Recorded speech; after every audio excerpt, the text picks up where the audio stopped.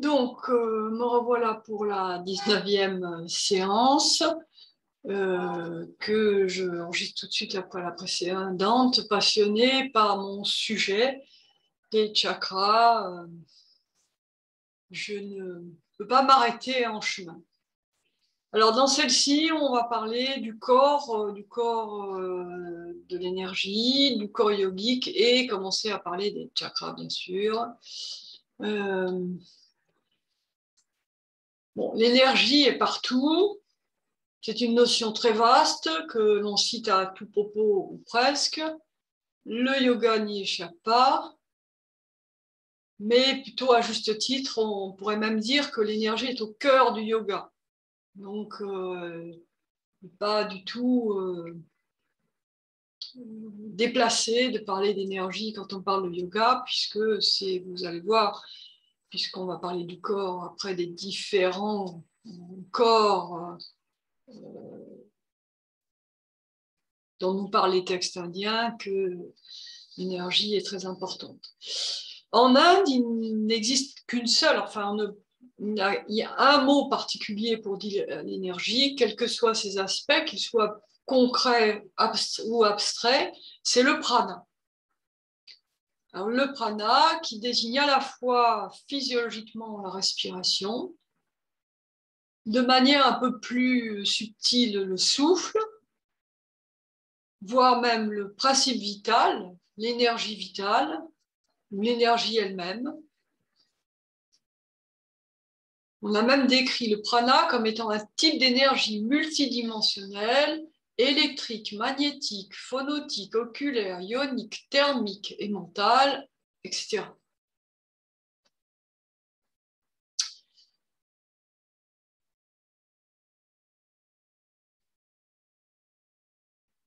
Une petite citation dont je n'ai pas retrouvé l'origine. Pour résumer, le prana déplace les étoiles et fait battre nos cœurs.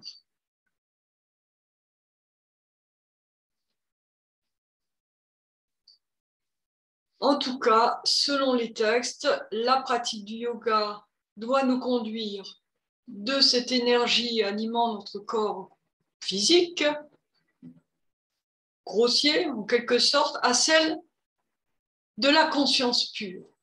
Le fameux Purusha qu'on trouve donc tout au début des Yoga Sutras, qu'on appelle la conscience, qu'on appelle le témoin ou le voyant.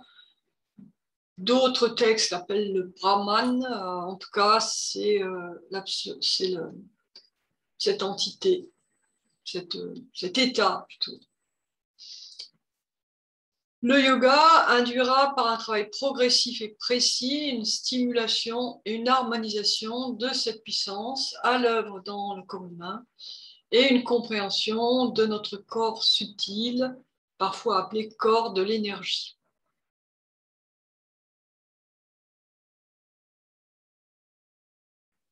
Alors, je ne vais pas développer plus avant la question énergétique elle-même, c'est un sujet bien trop vaste.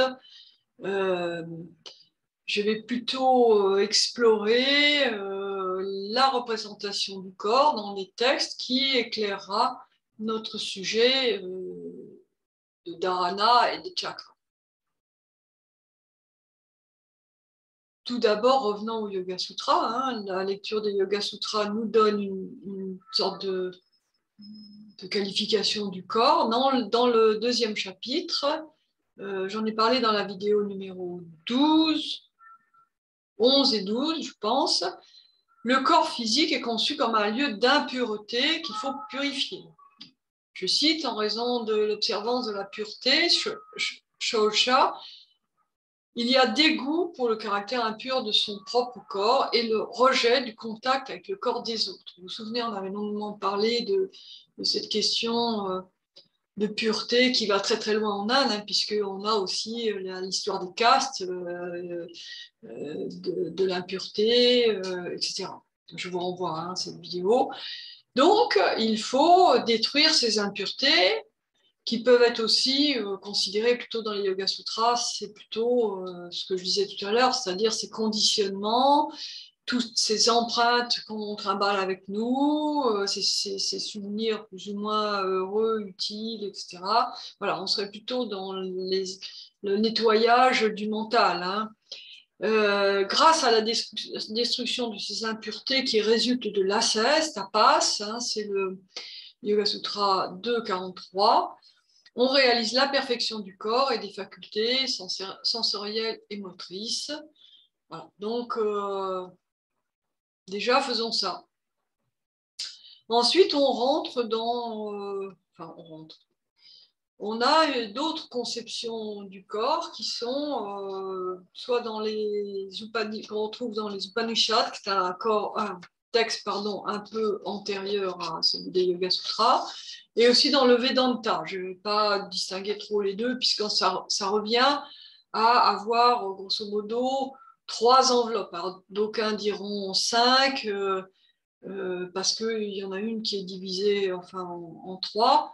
Voilà, 3 enveloppes, ce sont les koshas, les corps enveloppes, hein. On a un corps grossier, physique, voilà, quand on voit dessiner, on a le corps, et puis autour des strates, en fait, des strates de plus en plus légères, sur le papier on ne le voit pas, mais et qui correspondent, on pourrait dire, à l'aura ou à différentes zones. En tout cas, je vais détailler cela, c'est intéressant de voir comment le corps est conçu, en tout cas dans la tradition indienne, puisque à partir de là aussi, ils ont toute une médecine, hein, qui s'appuie sur une certaine représentation du corps. Donc ces corps en enveloppe sont comme des poupées russes. Ah, j'ai perdu la connexion. Ces corps enveloppes sont comme des poupées russes, pardon. Et nous avons un corps grossier, un corps subtil et un corps causal. En partant du plus dense, donc du plus physique, du plus matériel, au subtil et enfin au causal qui est lui assez éthéré, dirons-nous, hein. Le corps grossier, c'est notre corps fait d'éléments matériels, enfin d'éléments de matière, hein, la terre, l'eau, le feu, l'air et l'éther, hein, 5 éléments, l'éther étant considéré comme un élément. Il est évidemment fait de nourriture, hein, Anna, Maya, Kosha. Il se compose de 5 organes d'essence et 5 organes d'action. Organes d'essence, le nez, la langue, les yeux, la peau, les oreilles, la bouche. Les organes d'action, les pieds, les mains, l'anus, le sexe, la bouche. Bon. Voilà, je vous les cite. Et ce corps de matière a évidemment vocation à disparaître et à retourner vers l'élément dont il est issu, à savoir la matière. Celui-là est considéré comme impur. Le corps subtil, le second, qui contient donc cette partie, qui contient la partie transmigrante de l'être humain, sa réalité éternelle, en fait son petit bout de Purusha, là, son petit bout d'âme, son petit bout de drache, témoin, de voyant, c'est dans ce corps subtil. Sinon, on n'a pas besoin de faire de yoga, tout le monde aurait accès à des états de conscience lumineux et la félicité, la joie et la grâce. Bon, c'est pas notre cas, donc il est dans le corps subtil, alors on a un peu de mal à le faire venir, et c'est pour ça qu'on pratique le yoga. D'abord le souffle, alors il est composé de 3 éléments. D'abord le souffle, pranayama kosha, hein, dans lequel c'est dans cette partie-là que serait situé le chakra. C'est la raison pour laquelle c'est par et avec le souffle qu'on travaille sur ces roues de l'énergie et les canaux nadis qui sont un peu comme des méridiens pour les Chinois, c'est des canaux de circulation de prana, d'énergie, qu'on appelle les nadis, avec au centre la sushumna, qui est dans le canal central. Et les roues de l'énergie, que sont les chakras, qui tournent, on verra après. Ensuite, on a le chitta, donc ou le manas, le mental, l'esprit, manomaya kosha, ou le cerveau qui traite les données, mais qui également génère l'ego. Ce que le yoga cherche à dépasser, non pas forcément l'individualité, mais le fait d'être centré sur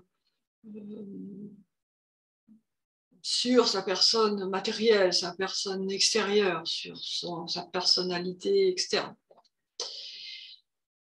Le dernier, Jnana Maya Yoga, la connaissance, c'est une connaissance subtile qui est située symboliquement dans le cœur et qui représente une intelligence non individualisée, la buddhi. On a un exercice qui s'appelle Buddhi Mudra qu'on fait au début de chaque cours. Hein, quand je vous dis, on s'éveille à l'intelligence subtile. Et c'est cette connaissance qui offre à l'être humain l'opportunité d'accéder à une réalité plus intuitive, on va dire. C'est une sorte de charnière entre l'ego, le je et l'être.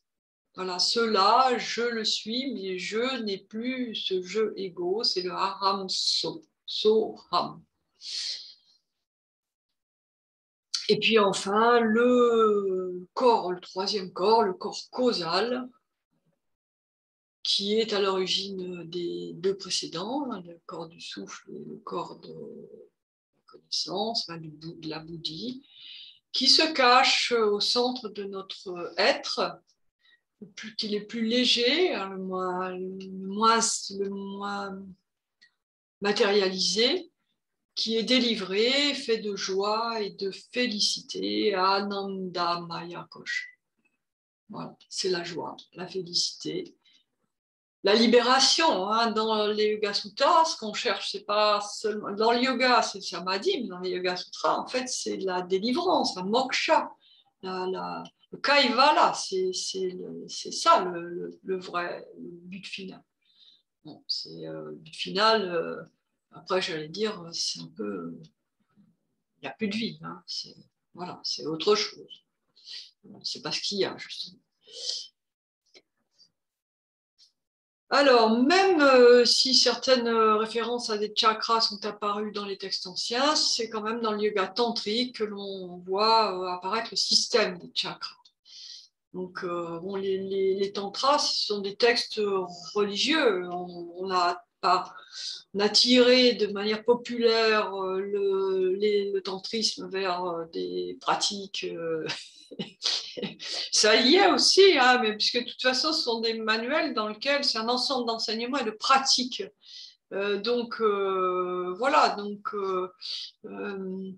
les chakras, c'est une forme de pratique. L'idéologie n'est pas tellement de mise, hein, dans tous ces textes sacrés indiens. On va vite vers l'expérimentation, la recherche en faisant, en marchant, en y allant. C'est le pada. Hein, et donc les tantras sont un ensemble. Alors il y a des enseignements théoriques, hein, bien sûr, religieux ou pas, mais le tantra, non, ce sont des techniques pour dépasser une certaine stade d'humanité, quoi. Décoller un peu, voilà, décoller des pieds dans la glaise. Voilà, nous retrouvons donc dans notre corps toutes les étapes investies par l'énergie lors de sa manifestation. Chacune correspond à un lieu précis appelé chakra, dont l'éveil nous permettra peut-être de vivre l'aventure, cette aventure de la conscience, énergie, du purusha, du voyant. En synthèse, pour cette définition du corps, je vais parler de corps yogique, en fait. C'est le corps qui nous intéresse, c'est celui qu'on travaille, quoi, qui à l'image de l'univers, suivant le principe de l'analogie du microcosme et du macrocosme, portera en lui une empreinte des 7 étapes de processus de la création. Et dans le plan du microcosme, les 7 chakras seraient la mémoire de cette aventure créative. La mise en correspondance du microcosme et du macrocosme passe par une traversée, un éveil de l'énergie.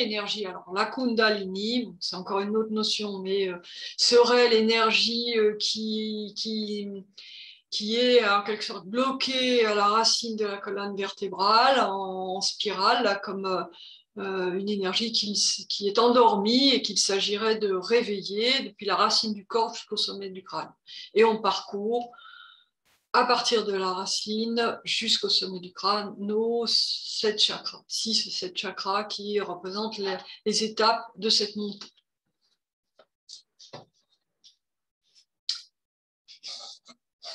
Eh bien, je vous donne rendez-vous dans la vidéo suivante, cette fois, pour parler un peu plus en images de nos chakras et leur donner un peu plus de corps, si je puis dire, pour ensuite arriver à mieux les retrouver dans notre corps.